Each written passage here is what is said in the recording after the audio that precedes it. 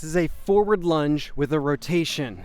So with the forward lunge with a rotation, I'm stepping forward into a lunge, and while I'm out there, I then have my hands in front of me as I rotate side to side and pushing back.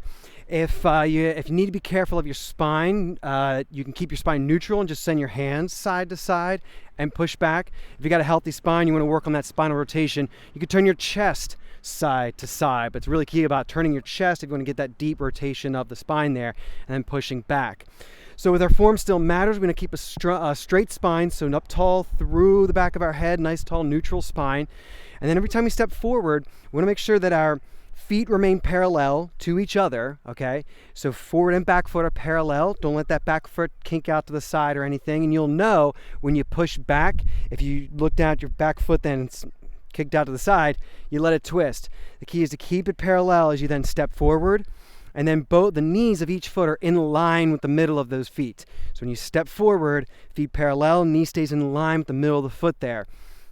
And then as you hold that position, again, whatever rotation, either keep your chest forward and send your hands side to side, or rotate your chest side to side. You can see I'm not going to get as much of a reach if I just simply send my arms this way. So if I keep my shoulders back and down, and I really try to turn, now I'm going to really, keeping this shoulder back, I'm only going to be able to go so far because I'm really isolating how far my upper torso can actually twist. And then I'm going to come back in the other way, shoulders back and down, shoulders back through that twist. If I reach that shoulder forward, I can send my arms out further. I'm not getting as much of a rotation. I'm just stretching that shoulder out. So shoulder back if you're trying to do that spinal twist there, and then coming back to the center.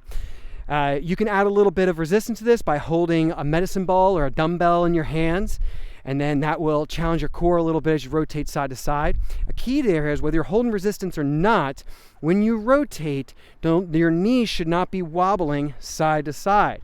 Every time you step forward and rotate, that knee should remain right over the middle of that foot. It's something that you're testing and building here with this exercise. So keep an eye on that. Use a mirror, use a camera, film yourself, do what you got to do to check your form. With each rep here, stepping forward and rotating side to side, pushing off. If you want to turn this into a walking motion, you can turn to a walking motion. Start way back here, step forward, rotate side to side, pick it up, and step forward into the next walking lunge here, rotating side to side. Whichever method you're doing here, just keep your form in check. Spine neutral, knee in line with the middle of your foot, feet parallel, shoulders back and down. You.